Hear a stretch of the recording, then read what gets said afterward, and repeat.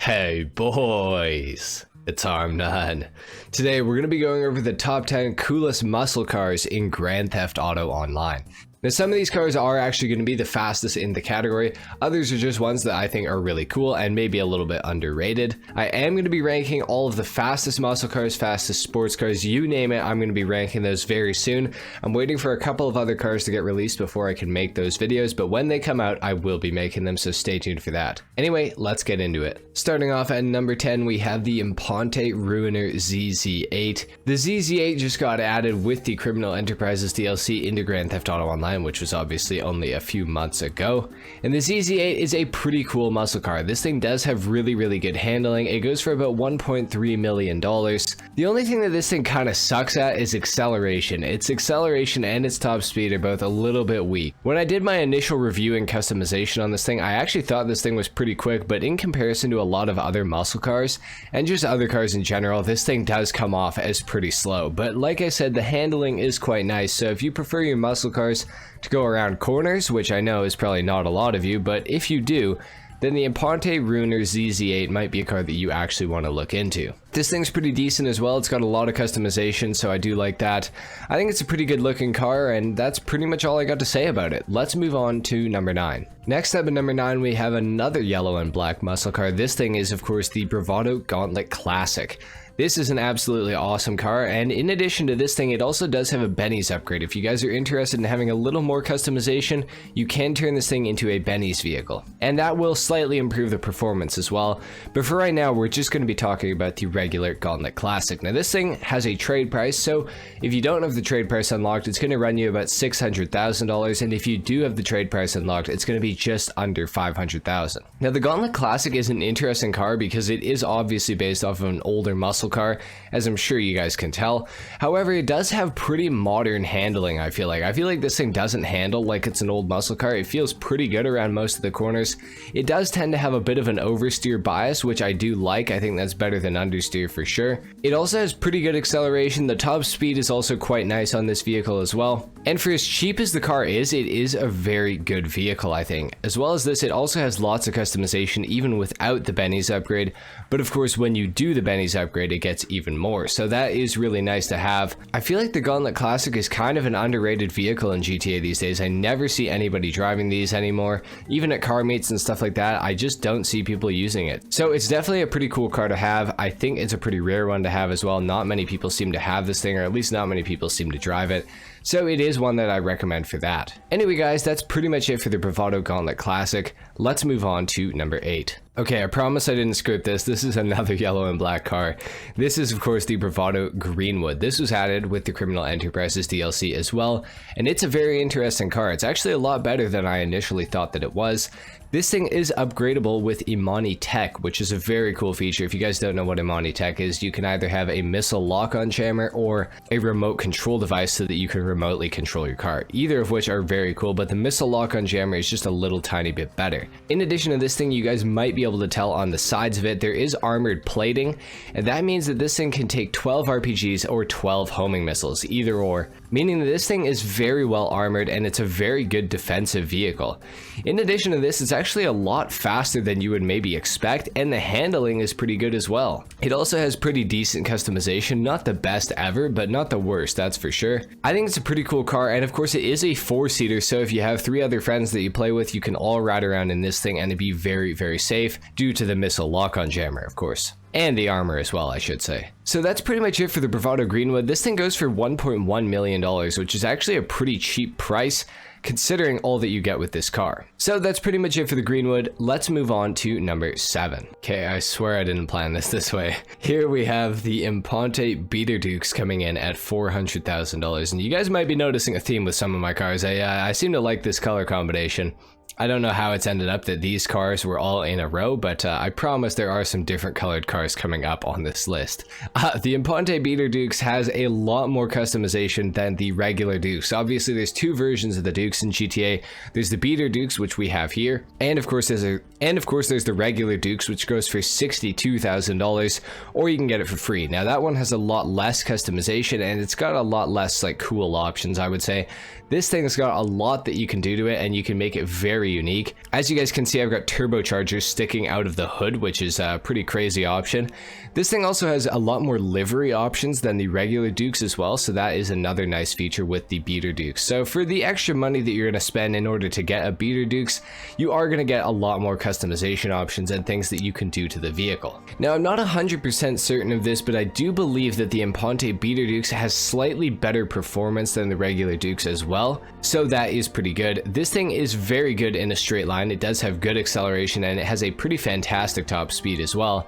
The only thing is, of course, this is an older muscle car, and unlike the Gauntlet Classic, this thing does handle like an older muscle car. It's an absolute boat. It does not like to go around corners. Well, it likes to go around corners, just not like with both of the wheels just straight. It likes to go in, you know, drifting, and the drifting with this thing is pretty uncontrollable.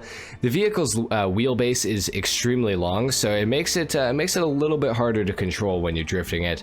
I find, at least. It's not completely unbearable, that's for sure, but once you get into a drift, you might not be able to get back out of it. So that is slightly annoying, and it is something that I felt like I should mention when talking about this vehicle. So the beater Dukes goes for 400k. It's a pretty good vehicle, lots of customization, good acceleration, good top speed, and weak handling. What else can you ask for from a muscle car? Let's get into number 6. Next up at number 6, we have the cheapest car on this list by a long shot. This is, of course, the Vapid Blade. Now, the Vapid Blade is a super underrated car in GTA in general, and it's also a super underrated muscle car. This thing has insanely good traction for being a muscle car. It actually feels like it should be in the sports category.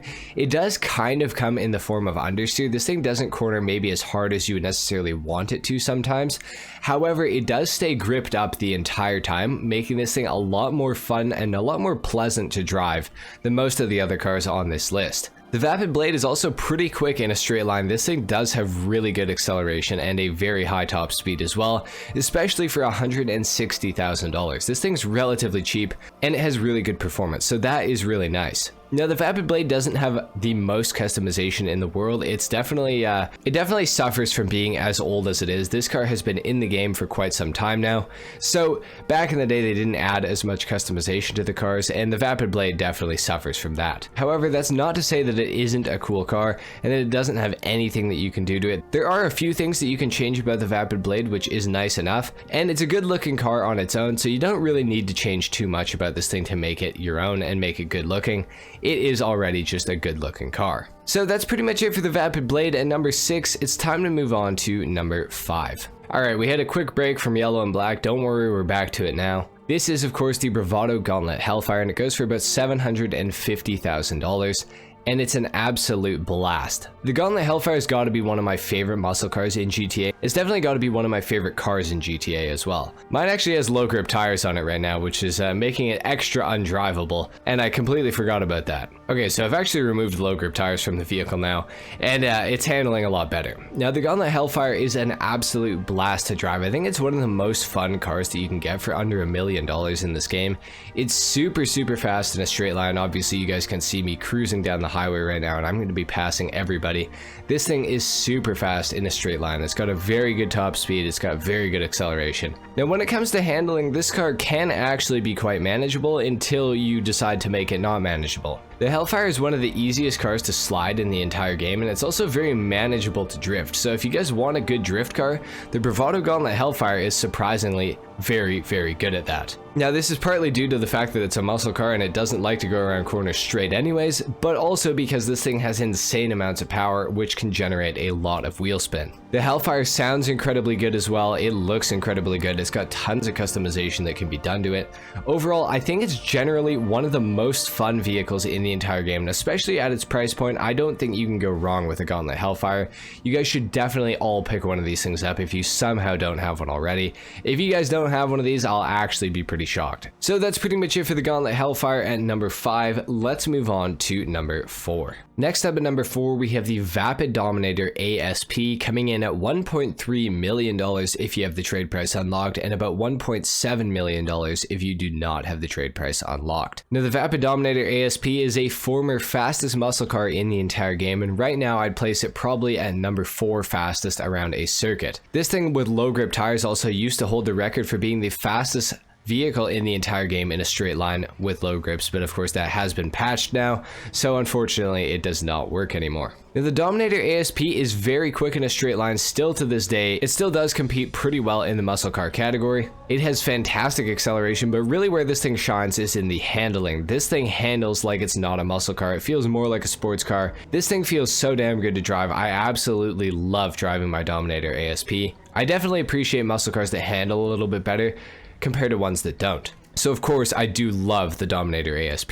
The ASP came out with the Tuners DLC, meaning that it's got so much customization that you can do to it. You will probably never see another Dominator ASP like yours. It sounds great, it has great acceleration, its top speed is awesome, the handling is even better. There's really nothing to dislike about the Dominator ASP. This thing is fantastic in every single way. And I would definitely recommend picking this thing up if you guys don't have one already. So that's it for the Dominator ASP. Let's move on to the next vehicle. Next up, we have the Vapid Dominator GTT. The Dominator GTT came out with the Tuners DLC like the Dominator ASP, and this is actually formerly a fastest muscle car in the entire game. The Dominator GTT goes for $900,000, which is a pretty reasonable price considering the overall performance that this vehicle gets. It's got a lot of customization that you can do to it as well, because of course it did come out with the Tuners DLC like I said, and the Dominator GTT handles extremely well. I would say that this thing and the Dominator ASP handle very similarly. I would give the edge to the ASP.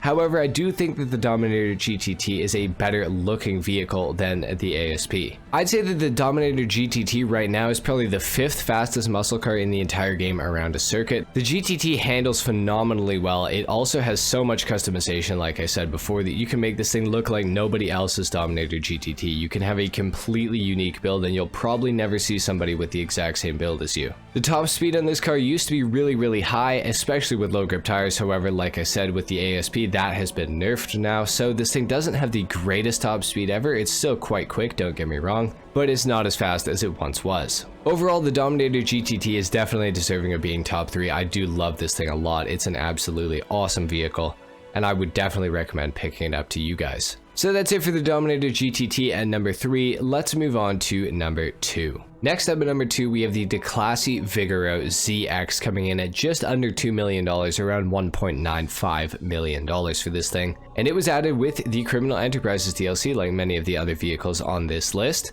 Now the Classi Vigoro ZX also has an HSW upgrade for those of you on the expanded and enhanced edition of GTA, so you can make this thing extremely quick. The Classi Vigoro ZX actually has the highest top speed out of any vehicle in all of Grand Theft Auto Online with the HSW upgrade applied to it, topping out around 160 miles per hour in GTA, which sounds kind of slow compared to real life, but in GTA 160 is pretty much unheard of. The Classi Vigoro ZX has tons of customization that can be done to it, so like a lot of the other cars on this list, you'll probably never see somebody with the exact same build as you. The handling of this vehicle is a lot better than you'd probably expect. However, it's not exactly the greatest ever, but it is still pretty damn good. The Vigoro ZX is probably my favorite car that was added with the Criminal Enterprises DLC into Grand Theft Auto Online. I think this thing is so unique, and the GTA community has been waiting a long time to get a newer generation Camaro into the game, and finally we have one. So with that being said, it's time to move on to the number 1 coolest muscle car in Grand Theft Auto Online. And at number 1, we have the Bravado Buffalo STX. Now this thing was added with the Contract DLC last December, and it has made quite an impression on GTA. This is one of the first cars to ever get Imponte tech in Grand Theft Auto Online, meaning that it can have a missile lock-on jammer or the remote control device that we talked about earlier